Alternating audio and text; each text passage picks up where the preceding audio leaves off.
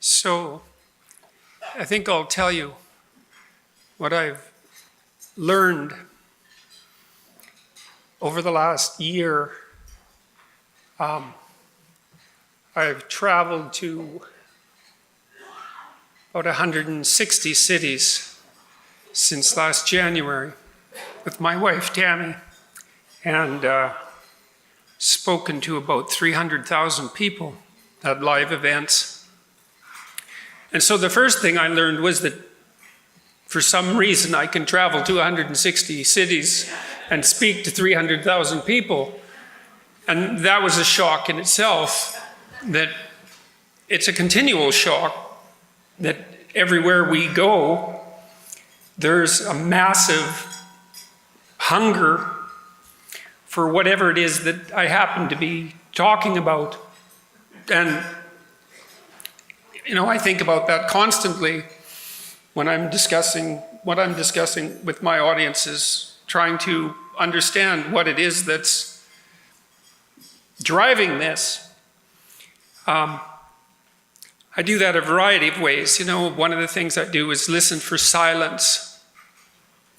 If you have 3,500 people in an auditorium and they all fall dead silent, what that means is that you've touched on something that's of universal importance in that moment anyways, because it supersedes, the topic supersedes anything else that's being considered, right? It supersedes the desire to shift your position in your chair. It supersedes the desire to whisper to your neighbor. It grips your attention completely and forces a silence. And it's a very interesting thing to listen for that, because you see that people are in the grip of something. And then you have to puzzle out what it is that they're in the grip of. I can tell you some about that. You know, there's this idea that became very popular in the 1960s. I just talked to Bishop Barron, about a week and a half ago for my YouTube video channel and for my podcast. And I told him that I was a strange psychologist because I never told my audiences that, and I always speak to individuals in the audience, I never tell someone that they're okay the way they are. You know, there's this idea that came up in the 60s that you're okay the way you are. Well, I like that idea very much. And I think it's a very bad idea, especially when you're talking to young people who are lost and nihilistic and depressed and suffering and aimless and ideologically possessed and prematurely cynical, because they're not okay the way they are. And if you tell them that they are, then they think, well, this is it, that's life. It's like I've hit the pinnacle at 18. I don't know anything about the world. I haven't contributed anything to it. But there's no up because I'm okay the way they are, the way I am. It's like, you're not okay the way you are, especially if you're 18. You've got 60 years to put yourself together, and you better be better at the end of that than you were at the beginning, or something has gone seriously wrong. And so it's not an optimistic thing to tell people that they're okay the way they are. It's a pessimistic thing, because what you do is denigrate what they could be for what they are. And I know that is a terrible idea, technically speaking, from a psychological perspective, because it's who you could be that imbues your life with meaning. It's not the only thing. I mean, you have your friends and your family, but they expect something from you too, you know? They expect the best from you. They expect a certain amount of improvement, especially if you have children. But even if you are a child, you might expect some improvement from your parents as well. But that's what you hope for, is you hope that the person can manifest what's best in them. And if they don't do that, then you're disappointed in them, just like you would be inexorably or are inexorably disappointed in yourself if you don't manifest what's best in you. And I think that that's very interesting moral law. You know, I talk a lot to my audiences about what I believe to be incontrovertible facts. And I think that the fundamental incontrovertible fact is that life is suffering. And I think that that's why that's a primary axiom of religious belief, in some sense almost regardless of the faith, that life is suffering. And everyone knows that, although they don't necessarily like to admit it or to talk about it. I mean, you don't have to scrape beneath the surface very far in someone's life to find a tragedy lurking if the person that you're speaking with doesn't have something pretty awful happening to them right at the moment, economically or socially or within their family or physically or mentally. The probability that someone they love has a problem of that sort is extraordinarily high. And if you happen to be among the fortunate minority for whom that isn't true, well, all you have to do is wait, and it will be true soon enough, and sooner than you think, and worse than you imagine.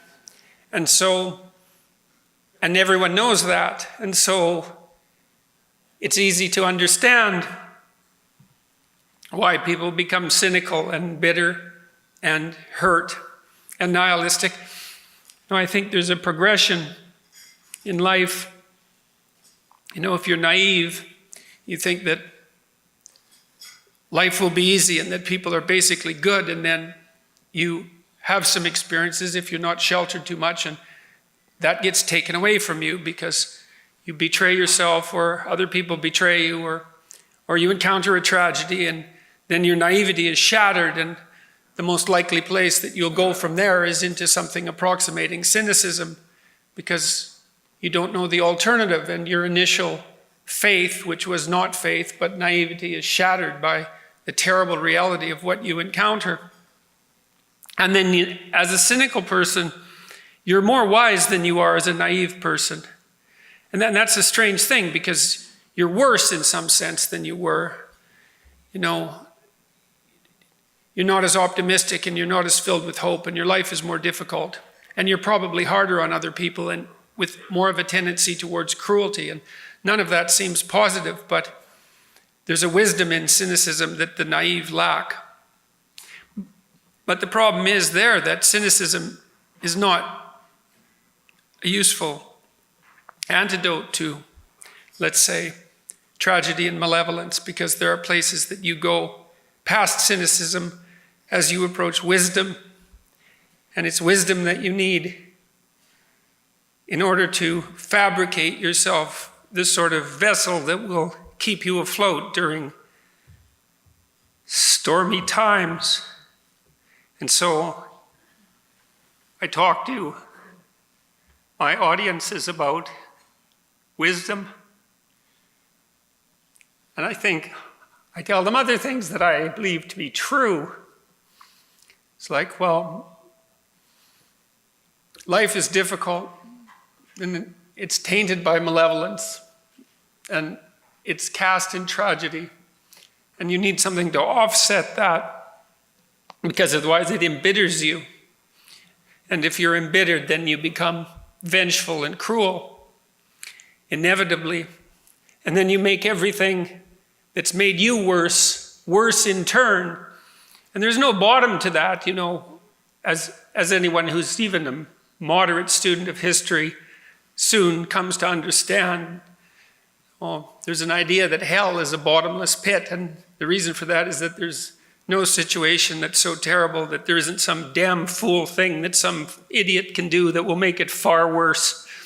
And it's reasonably probable that you're that idiot.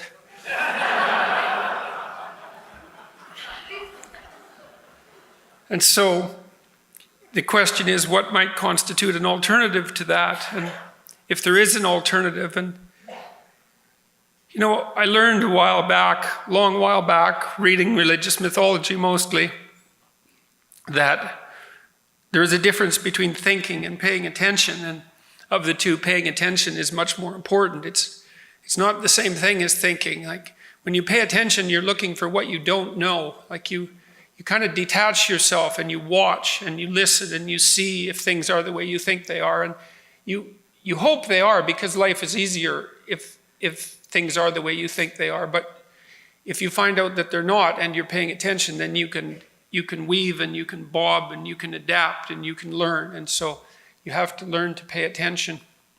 And I just ask people when I'm speaking to pay attention to what they already know. And here's something that everybody knows. You know, in a world that consists of suffering and malevolence, who is it that you admire? Or who is it that you don't admire? Those are the same question. If you know who you don't admire, well, then you have a negative model and you can go for the opposite. And if you know who you admire, well, then you can copy that. And the instinct for admiration is an instinct for imitation. And we're very imitative creatures. And our instinct for admiration is the instinct for imitation. And what would you call it? A deeply biologically and metaphysically rooted guideline to the proper path of life. The question is there a proper path of life? Well, there's certainly pathways that make things worse. That's something to know. You could avoid those. And if there are pathways that make things worse, then there are the opposite pathways, even though those might not be so clear. I think that's why we're often so enamored of evil characters in fictional representations, is because it's clearer, it's easier in some sense to make what constitutes the dark path clearer. It's easier for people to understand, whereas the path that's positive is murkier and more difficult to ascertain. But at the very least, you know it's the opposite of that. You say, well, who do you admire? Or we could start by, who don't you admire?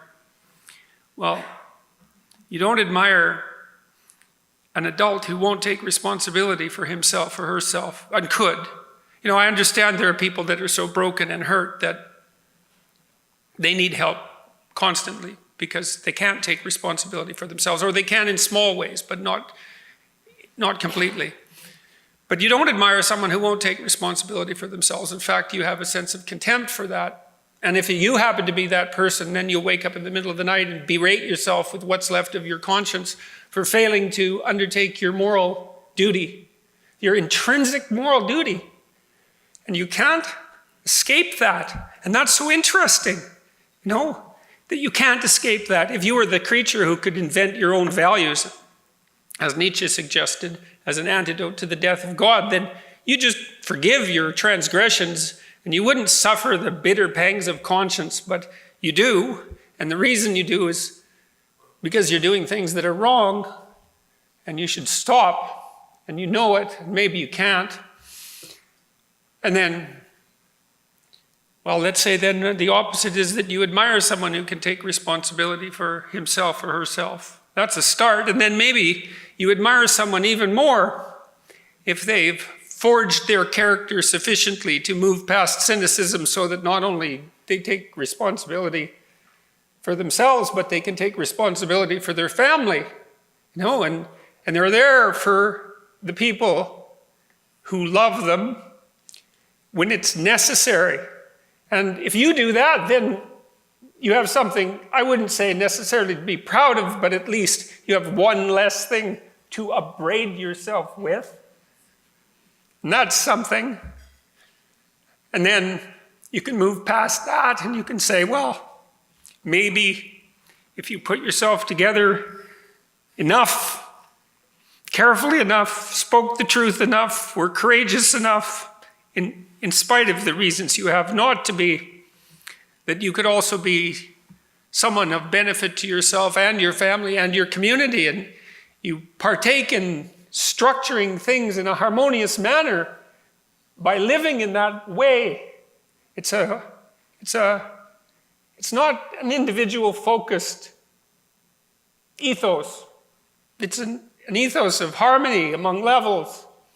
You should do what's good for you, but it has to be what's good for your family at the same time, and it has to be what's good for you and your family and your community at the same time. And that works musically, you know, it makes all the levels work in harmony. And And you can tell when that's happening.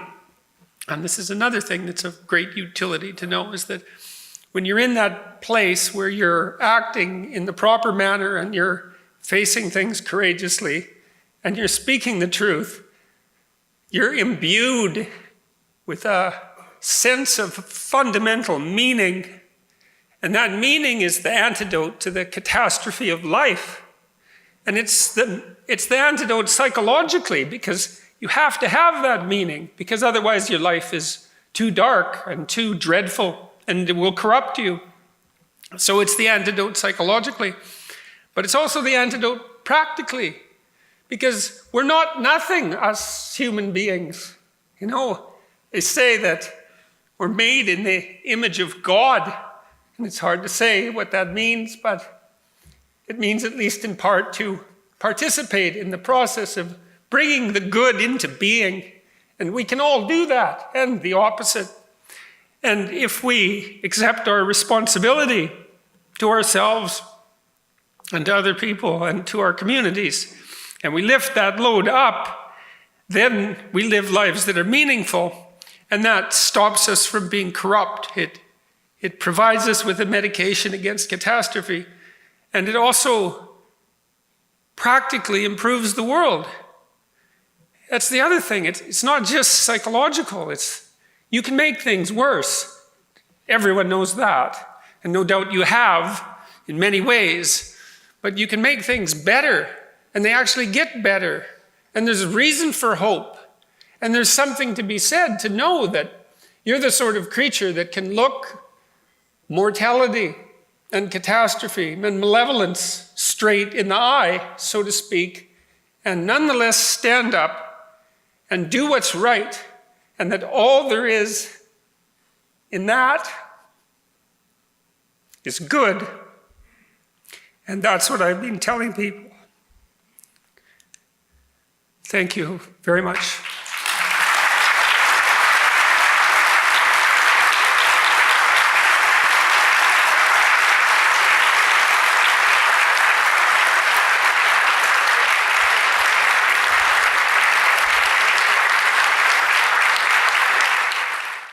Thank you for watching this video. To help keep PragerU videos free, please consider making a tax-deductible donation.